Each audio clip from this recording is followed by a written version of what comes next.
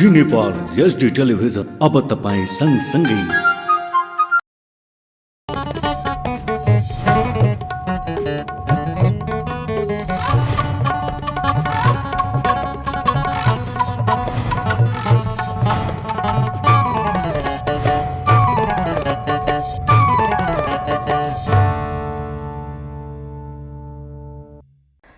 नमस्कार, जी नेपाल न्युजमा यहाँलाई स्वागत छ। म करुणा लामिछाने। सुरु गरौं प्रमुख समाचारका शीर्षकहरूबाट। पार्टी कार्यालय बाहेकका स्थानमा दलको झण्डा र चुनाव चिन्ह नराख्न दलहरूलाई निर्वाचन आयोगको निर्देशन। आदेशको बरखिलाप गर्नेलाई 1 लाख रुपैयाँसम्म जरिवाना हुने।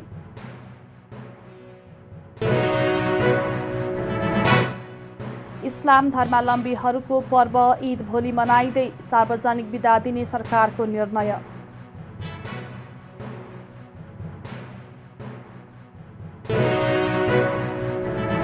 सर्वोच्चमा एआइजी विश्वराज पोखरेलको रिट दर्ता। आइजिपी नियुक्ति विरुद्धको रिटमा बुधबार सुनवाई हुने।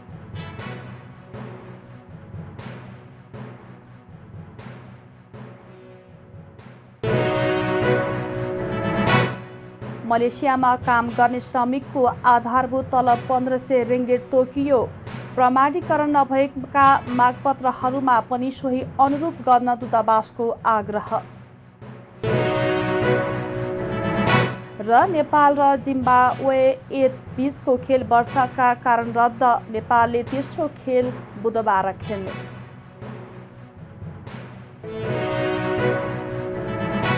अब समाचार विस्तारमा। निर्वाचन आयोगले निर्वाचन आचार संहिताको प्रभावकारी कार्यान्वयन गर्न राजनीतिक दल तथा उम्मेद्वारहरूसँग अनुरोध गरेको छ। आयोगले सोमबार विज्ञप्ति जारी गर्दै राजनीतिक दल तथा उम्मेद्वारहरूले आफ्नो पार्टी कार्यालय बाहेकका स्थानमा झण्डा, उम्मेद्वारको चुनाव चिन्ह, कुनै किसिमको डिजिटल बोर्ड, फ्लेक्स र ब्लू साइन बोर्ड नराख्न, श्रव्य सामग्री नबजाउन र श्रव्य दृश्य सामग्रीहरू प्रदर्शन नगर्न भनेको छ। 30 वैशाखमा हुने स्थानीय तह निर्वाचनलाई स्वच्छ, निष्पक्ष, पारदर्शी र भयमुक्त बनाउन आयोगले 25 चैत्र 2078 देखि निर्वाचन आचार संहिता लागू गरिसकेको भन्दै आयोगले सार्वजनिक भवन, सार्वजनिक उद्यान, सार्वजनिक सडकका पोल वा कुनै पनि सार्वजनिक स्थानमा दलको झण्डा, उम्मेद्वारको निर्वाचन चिन्ह राख्न वा टाँच्न नहुने प्रावधान रहेको स्मरण गराएको छ।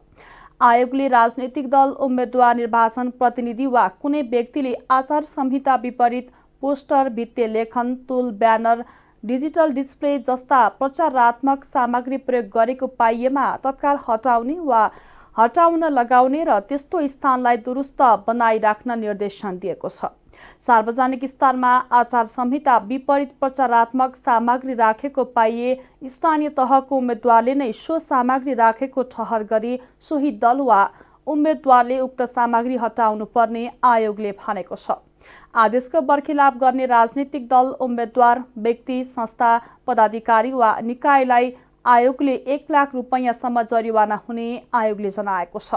कुनै उम्मेद्वारले आयोगले बनाएको आचार संहिताको उल्लङ्घन गरेको कारणबाट निर्वाचन स्वतन्त्र, स्वच्छ र धाँधली रहित तवरबाट हुन नसक्ने कुरामा आयोग विश्वस्त भएमा त्यसको स्पष्ट आधार र कारण खोली आयोगले त्यस्तो उम्मेद्वारको उम्मेदवारी रद्द समेत गर्ने प्रावधानको रहेको स्मरण आयोगले गराएको छ। इन्टरनेट सेवा अवरोध भएमा संविधानले प्रत्याभूत गरेको नागरिकको सूचनाको हक र अभिव्यक्ति स्वतन्त्रताप्रति बाधा पुग्नेतर्फ सम्बद्ध पक्षलाई ध्यानाकर्षण गराउन चाहन्छ। नेपाल कम्युनिस्ट पार्टी एकीकृत मार्क्सवादी लेनिनवादीका तर्फबाट काठमाडौँ महानगरपालिकाको प्रमुख पदमा उम्मेदवार रहनुभएका केशव स्थापितले मिति 79 वैशाख 15 गते धुमबाराई स्थित नेसनल कलेजले आयोजना गरेको छलफल कार्यक्रममा व्यक्त गर्नुभएको अभिव्यक्तिप्रति आयोगको गम्भीर ध्यानाकर्षण भएको छ। सरकारले भोलि वैशाख 20 गतेको ईदका लागि सार्वजनिक बिदा दिने निर्णय गरेको छ। नेपाल राजपत्रमा प्रकाशित सूचना अनुसार इस्लाम धर्मावलम्बीहरूको पर्व ईद उल फित्रका दिन सार्वजनिक बिदा दिने व्यवस्था भएको गृह मन्त्रालयले जनाएको छ। मन्त्रालयले सोमबार जारी गरेको सूचनामा भनिएको छ 2079 वैशाख 20 गते मङ्गलबार सार्वजनिक बिदा कायम भएको सम्बन्धित सबैको जानकारीका लागि यो सूचना प्रकाशित गरिएको छ। नेपाल प्रहरी र सशस्त्र प्रहरी बलका नवनियुक्त महानिरीक्षक आइजिपीले दर्जियानी चिन्ह लगाएका छन्। सोमबार बिहान सिंहदरबारमा गृह मन्त्रालयका सचिव टेकनारायण पाण्डेले नेपाल प्रहरीका महानिरीक्षक धीरज प्रताप सिंह र सशस्त्र प्रहरी बलका महानिरीक्षक राजु अर्याललाई दर्जियानी चिन्ह लगाइदिएका हुन्। नेपाल प्रहरीका महानिरीक्षक शैलेश थापा छेत्री र सशस्त्रका महानिरीक्षक पुष्पराम केसीले 30 वर्षीय सेवा अवधिका कारण अनिवार्य अवकाश पाएसँगै सरकारले उनीहरूलाई प्रहरी महानिरीक्षकमा बढुवा गरेको हो। यसै सम्बन्धी विक्रम दाहालको एक रिपोर्ट। नेपाल सरकारको निर्णयले पदोन्नति भएका नेपाल प्रहरी र सशस्त्र प्रहरीका महानिरीक्षक आइजिपी द्वय धीरज प्रताप सिंह र राजु अर्याललाई आज दर्जानी चिन्ह प्रदान गरिएको छ। गृह मन्त्रालयमा आयोजित एक समारोहका बीच गृह सचिव टेकनारायण पाण्डेले उनीहरूलाई दर्जानी चिन्ह सुपोषण गरेका हुन्। नेपाल प्रहरीका महानिरीक्षक शैलेन्द्र थापा छेत्री र सशस्त्र प्रहरीका महानिरीक्षक पुष्पराम केसीको 30 वर्षीय सेवा अवधिका कारण अनिवार्य अवकाश पाएपछि मन्त्री परिषदको यही 18 गतेको निर्णयले उनीहरूलाई महानिरीक्षकमा पदोन्नति गरेको हो। दर्जानी चिन्ह सुपोषण समारोहमा गृह सचिव पाण्डेले दुवै सुरक्षा अङ्गका महानिरीक्षक द्वय सिंह र अर्यालबाट मुलुकको शान्ति अमन चयन सुशासन कायम राख्न तथा शान्तिपूर्ण र भयरहित निर्वाचन तथा संगठन सुदृढीकरणमा महत्त्वपूर्ण भूमिका हुने विश्वास व्यक्त गरे। उनले राज्य र सरकारको अपेक्षा गरेको न्यायपूर्ण र शान्तिपूर्ण समाज निर्माणका लागि संगठनलाई कसरी अग्रसर गराउने भन्ने रहेको र त्यस विषयमा कार्यकाल सफल रहोस् भनी शुभकामना पनि व्यक्त गरे। उनले दुवै संगठनका प्रमुखको कार्यकालमा अपराधविहीन र न्यायिक समाज निर्माणमा आफ्नो संगठनलाई सुदृढतापूर्वक दोहोर्याउने काम हुने अपेक्षा गरेको पनि बताए। संगठनलाई अन्तर्राष्ट्रिय स्तरको कसरी बनाउने हो, सिङ्गापुर पुलिस भन्छौँ, ब्रिटिस पुलिस भन्छौँ अथवा अर्को पुलिस होला, चाइनिज पुलिस होला, त्यसको भूमिका र हाम्रो प्रहरीको भूमिकाको तुलना गरौँ र त्यो लेभलको, त्यो स्टेटसको, त्यो ओजको हाम्रो पुलिसलाई कसरी स्थापित गर्ने त्यो दिशामा हामी सहकार्य गर्छौँ। त्यसको लागि यहाँहरूको भूमिकाको मन्त्रालयले अपेक्षा गर्छ। महत्त्वपूर्ण विषय सुरक्षाको लागि पनि विकास चाहिन्छ र विकासको लागि सुरक्षा चाहिन्छ। तसर्थ यो दुईटा विषयलाई अन्तर्सम्बन्धित रूपमा हामीले बुझ्न नसक्दासम्म न सुरक्षा हुन्छ न विकास हुन्छ। तसर्थ सुरक्षाको लागि विकास, विकासको लागि सुरक्षा, यो मन्त्रलाई हामीले एकीकृत रूपमा अगाडि बढाउनु पर्ने आवश्यकता छ। त्यो दिशामा हामी सँगसँगै रहेर काम गर्नेछौँ। समारोहमा नवनियुक्त सशस्त्र प्रहरी महानिरीक्षक अर्यालले सशस्त्र प्रहरीको कार्य सम्पादकका सूचक र मानकलाई अझै माथि उठाउन मानव संसाधनको विकास, आधुनिक प्रविधिको विकास, नतिजामुखी नवीन कार्यशैलीको कार्य सम्पादनलाई विशेष प्राथमिकता दिने बताए। उनले शान्ति, सुरक्षा, विकास र समृद्धिमा जनअपेक्षा पूरा गर्ने मूल उद्देश्यसहित गृह मन्त्रालयबाट अघि बढाइएको गृह प्रशासन सुधार योजना अनुसार अघि बढ्ने प्रतिबद्धता पनि जनाए। महानिरीक्षक अर्यालले स्थानीय तह निर्वाचनलाई प्राथमिकता माथिको प्राथमिकतामा राखेर काम गर्ने विश्वास पनि व्यक्त गरे। नेपाल प्रहरी संगठनको नवनियुक्त प्रहरी महानिरीक्षकको हैसियतले नेपाल सरकार तालुक मन्त्रालयको मार्ग निर्देशन हाम्रा लागि मार्ग प्रशस्त गर्ने प्रमुख आधार हो। मानव अधिकारको संरक्षण र सम्वर्धन गर्दै विधिको शासन स्थापना गरी आर्थिक समृद्धि हासिल गर्ने नेपाल सरकारको प्रमुख लक्ष्यलाई सफल पार्न नेपाल प्रहरी कटिबद्ध र कृत सङ्कल्पित रहेको छ। राज्यले सुम्पेको जिम्मेवारीलाई उच्च व्यावसायिकताका साथ वहन गर्न प्रहरी महानिरीक्षकदेखि प्रहरी जवानसम्मका सम्पूर्ण सदस्यहरू प्रतिबद्ध रहेको कुरा म यहाँ इमानदारीपूर्वक प्रतिबद्धता व्यक्त गर्न चाहन्छु। नेपाल प्रहरी संगठनको स्ट्रेन्थ भनेको यस संगठनमा आबद्ध व्यावसायिक प्रहरी कर्मचारीहरू हुन्। उनीहरू सक्षम र योग्य भए मात्र अपेक्षाकृत प्रतिफल प्राप्त हुने यथार्थलाई मनन गर्दै नेपाल प्रहरीले प्रवाह गर्ने सेवाको गुणस्तरीयता र प्रभावकारिता बढाउन कर्मचारीहरूको वृत्ति विकासलाई प्राथमिकताका साथ अघि बढाउँदै साङ्गठनिक सुदृढीकरण जोड दिनु आजको आवश्यकता हो। यस्तै नवनियुक्त प्रहरी महानिरीक्षक सिंहले व्यावसायिक मर्यादाको परिधिभित्र रहेर काम गर्ने बताए। हरेक साङ्गठनिक क्रियाकलापलाई पारदर्शितापूर्वक गरी भ्रष्टाचार नियन्त्रण, शून्य सहनशीलता कायम राख्दै अपराधिक तत्त्वको क्रियाकलापमा ध्यान दिने उनले बताए। संगठनको समयानुकूल पुनः संरचना, हतियार र प्रविधिको आधुनिकीकरण, कार्यालयहरूको स्थापना तथा मौजुदा कार्यालयहरूको स्तरोन्नति, तालिम शिक्षालयहरूको स्तरोन्नति, विपद व्यवस्थापन तालिम शिक्षालय शिक्षालयलाई समुदाय समेतले अध्ययन गर्ने प्रायोगिक थलो महाविद्यालयको रूपमा विकास गर्ने कार्यहरूलाई मजकुर मन्त्रालयको निर्देशनमा अगाडि बढाइनेछ। सशस्त्र प्रहरी बल नेपालका ऐन प्रदत्त सबै जिम्मेवारीहरू उत्तिकै महत्त्वपूर्ण रहे तापनि मैले मुख्यतया border security, insurgency control, right and mob management र डिजास्टर म्यानेजमेन्ट BIRD बर्ड अनुरूप प्राथमिकरण गरेको छु। सशस्त्र प्रहरी बल नेपाललाई सीमा सुरक्षामा डेडिकेटेड फोर्सको रूपमा विकास गर्ने अवधारणालाई मूर्त रूप दिन भएका BOPहरूको भौतिक संरचना निर्माण, थप BOP स्थापना, जनशक्ति व्यवस्थापन, सीमा सुरक्षामा प्रविधिको प्रयोग, सीमा क्षेत्र विकास कार्यक्रम, सीमा क्षेत्रमा कल्याणकारी कार्यक्रम सञ्चालन गरी सीमा सुरक्षामा नागरिक सशस्त्र प्रहरी साझेदारी, बोर्डर सर्भिलेन्स कमिटी गठन र इन्टेलिजेन्स बेस्ड बोर्डर सेक्युरिटीको अवधारणा अनुसार BOPको तहसम्म इन्टेलिजेन्स ब्युरोको सञ्चार विस्तार लगायतका अवधारणालाई कार्यान्वयनका लागि मजकुर मन्त्रालयको सहयोग र समन्वयको अपेक्षा राखेको छु। नेपाल प्रहरीका महानिरीक्षक शैलेन्द्र थापा छेत्री र सशस्त्रका महानिरीक्षक पुष्पराम केसीले 30 वर्षीय सेवा अवधिका कारण अनिवार्य अवकाश पाएसँगै सरकारले उनीहरूलाई प्रहरी महानिरीक्षकमा बढुवा गरेको हो। आइतबारको मन्त्री परिषद बैठकले सिंह र अर्याललाई महानिरीक्षक पदमा बढुवा गर्ने निर्णय गरेको थियो। जी न्युज नेपालका लागि क्यामेरामा यादव केसीका साथ विक्रम दाहाल, काठमाडौँ। अर्थमन्त्री जनार्दन शर्माले मन्त्रालय र निजी क्षेत्र बीचमा कर असुलीबारे हुने द्वन्द्वको अन्त्य गर्नुपर्ने बताउनु भएको छ। सोमबार नेपाल उद्योग वाणिज्य महासंघले आयोजना गरेको पूर्व बजेट छलफल कार्यक्रममा बोल्दै अर्थमन्त्री शर्माले विगतदेखि मन्त्रालय र निजी क्षेत्र बीचमा कर बढाउने र घटाउनका लागि हुने द्वन्द्व अन्त्य गर्नुपर्ने बताउनु भएको हो। यस्तो द्वन्द्वको तत्काल अन्त्य गरेर करको विषयलाई व्यवस्थित गर्नुपर्ने आवश्यकता रहेको उहाँको भनाइ छ। अर्थमन्त्री शर्माले अहिलेको विश्व अर्थतन्त्र र देशको अर्थतन्त्रमा देखिएको समस्याको समाधान उत्पादनमुखी अर्थतन्त्र भएको उल्लेख गर्नुभयो। उहाँले अब कृषिलाई प्राविधिक सहित आधुनिकीकरणमा रूपान्तरण गरेर कृषिलाई उद्योगसँग जोड्नुपर्ने आवश्यकता रहेको बताउनुभयो। अर्थमन्त्री शर्माले सरकारले वैदेशिक ऋण बोक्न सक्ने क्षमताका परियोजना मात्र ल्याउने बताउनुभयो। उहाँले व्यावसायिक क्षेत्रमा लगानी ल्याउने प्रयास गर्न निजी क्षेत्रलाई आग्रह गर्नुभयो।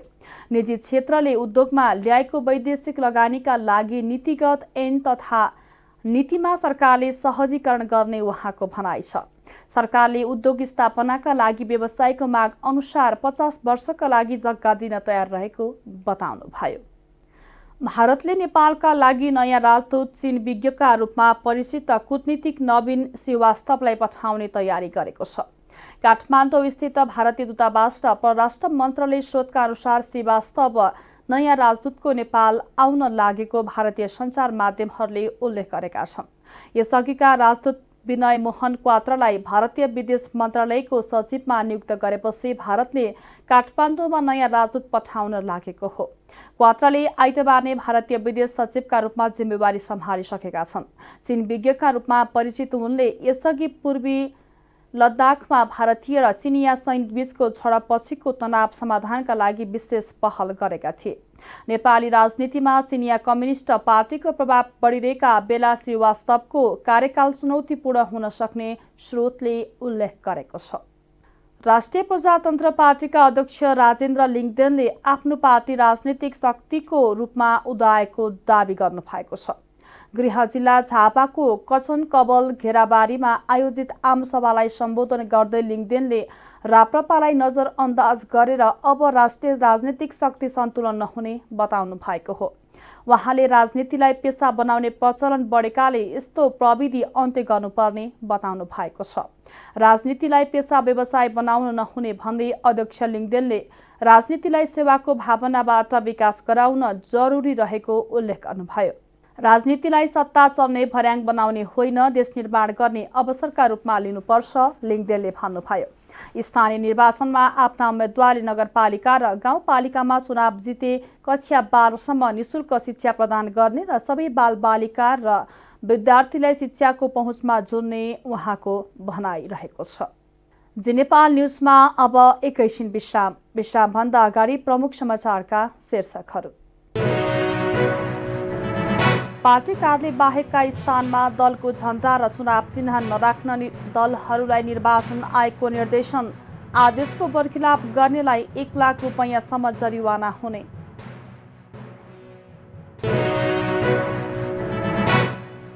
इस्लाम धर्मावलम्बीहरूको पर्व ईद भोलि मनाइँदै सार्वजनिक बिदा दिने सरकारको निर्णय।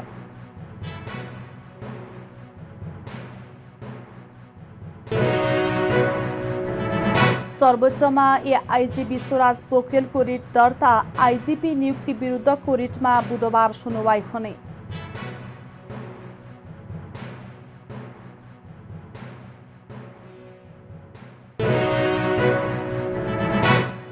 मलेसियामा काम गर्ने श्रमिकको आधारभूत तलब 1500 रिङ्गिट तोकियो। प्रमाणीकरण नभएका मागपत्रहरूमा पनि सोही अनुरूप गर्न दूतावासको आग्रह। र नेपाल र जिम्बाब्वे बीचको खेल वर्षाका कारण रद्द, नेपालले तेस्रो खेल बुधबार खेल्ने।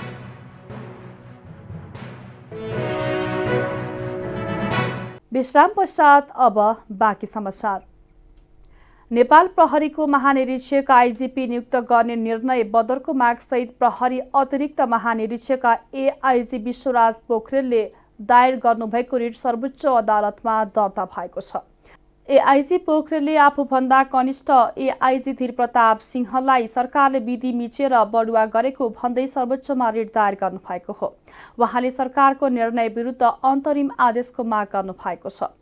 पोखरेलको रिट दर्ता भएर पर्सि बुधबारका लागि पेशी तोकिएको सर्वोच्च अदालतका सूचना अधिकारी देवेन्द्र ढकालले जानकारी दिनुभयो।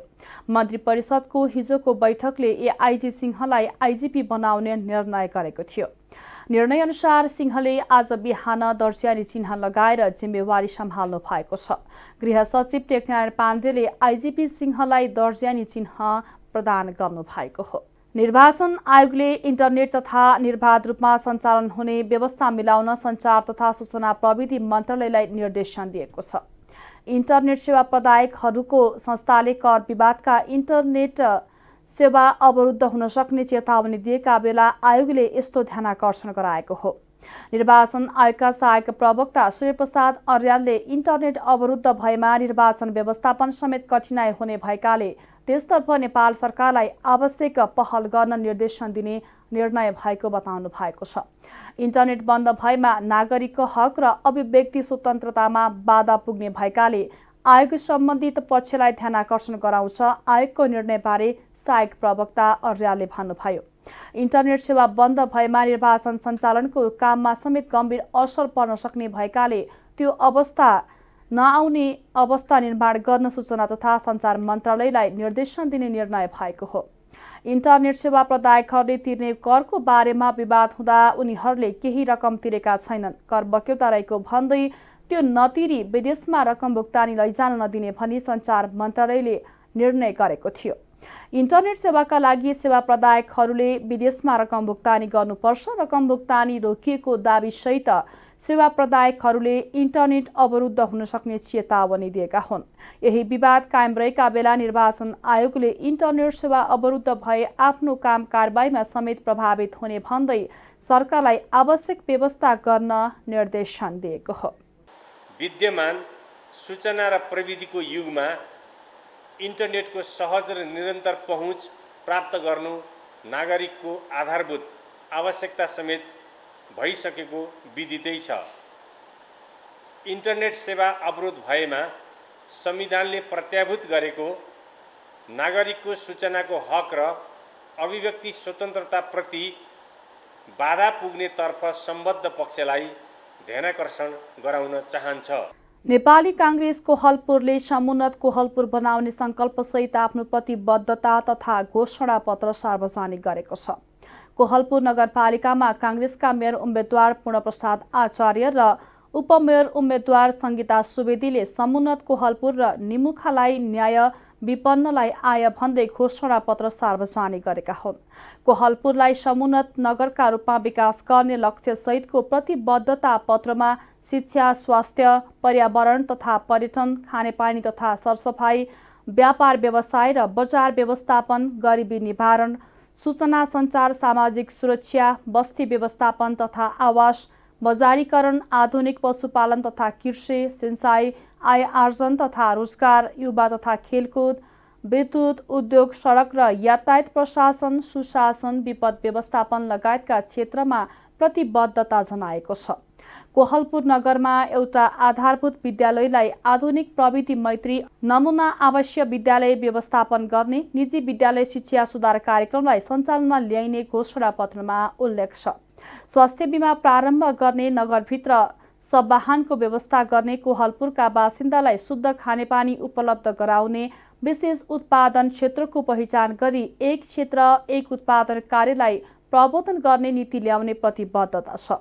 पत्रकारिता विषयमा एमफिल अध्ययन गर्ने पत्रकारलाई विशेष छात्रवृत्ति व्यवस्था गरिएको, दैनिकी ज्यालादारी मजदुरीहरूको तथ्याङ्कलाई वैज्ञानिक तरिकाले पहिचान गरी वस्तुगत रूपमा परिचय पत्र प्रदान गर्दै आवश्यक रोजगारी सहितको गरिबी निवारणलाई प्राथमिकता दिइने घोषणापत्रमा उल्लेख छ।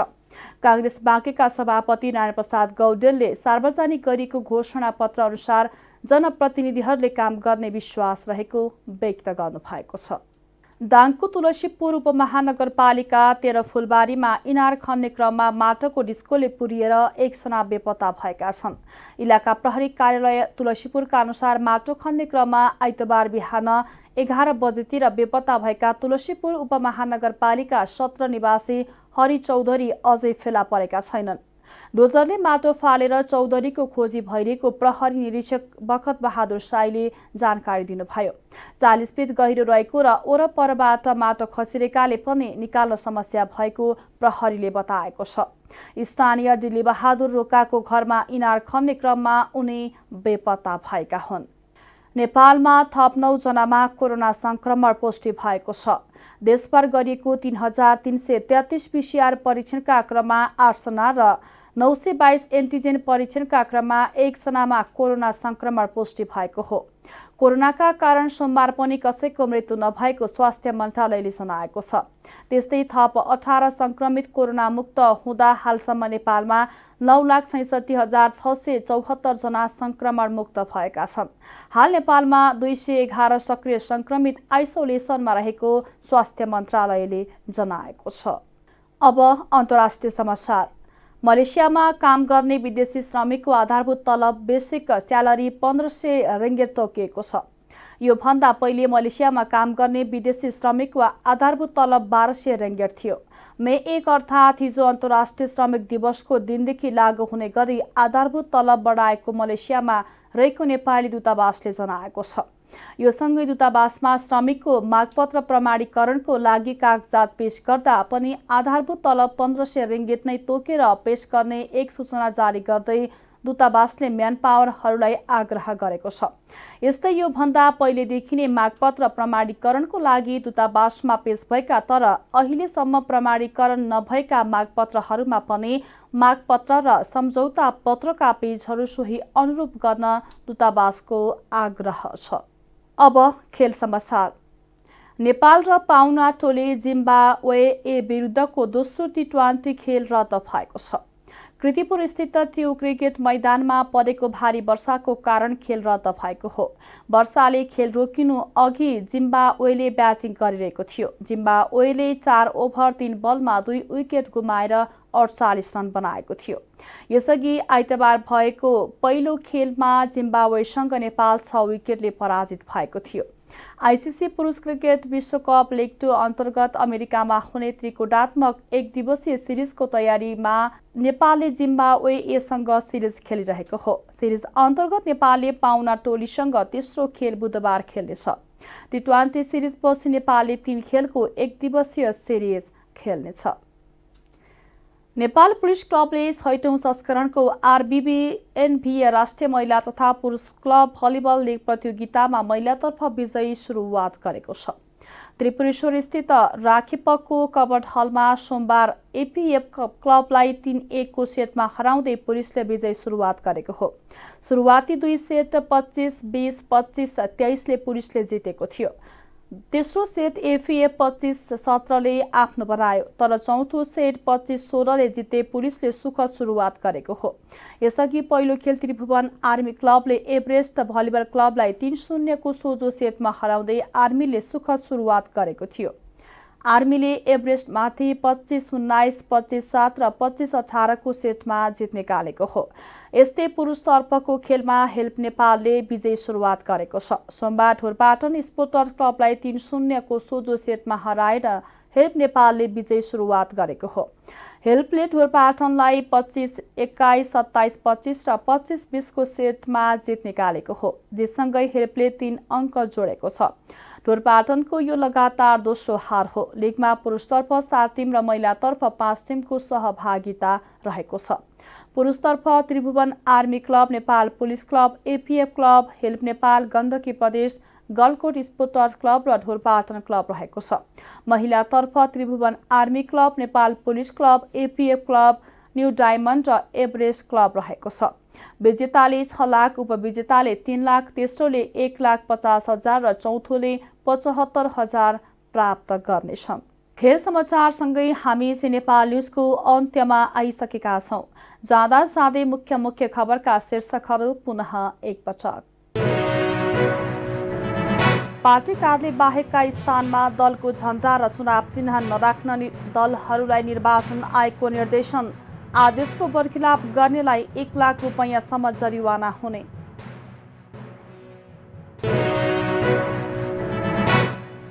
इस्लाम धर्मावलम्बीहरूको पर्व ईद भोलि मनाइँदै सार्वजनिक बिदा दिने सरकारको निर्णय।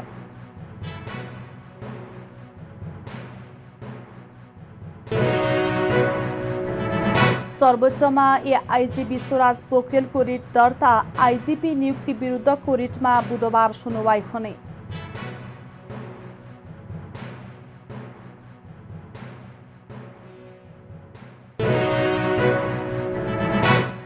मलेसियामा काम गर्ने श्रमिकको आधारभूत तलब 1500 रिङ्गिट तोकियो। प्रमाणीकरण नभएका मागपत्रहरूमा पनि सोही अनुरूप गर्न दूतावासको आग्रह। र नेपाल र जिम्बाब्वे बीचको खेल वर्षाका कारण रद्द। नेपालले तेस्रो खेल बुधबार खेल्ने।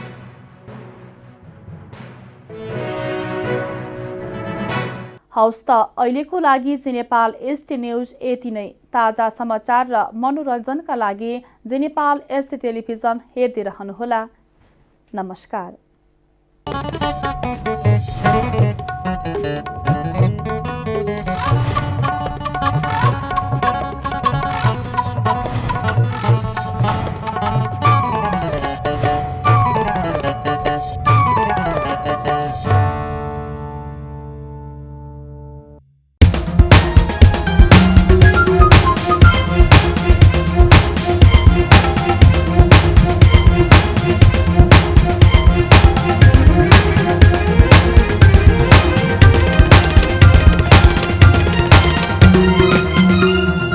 जी नेपाल एसडी टेलिभिजन अब तपाईँ सँगसँगै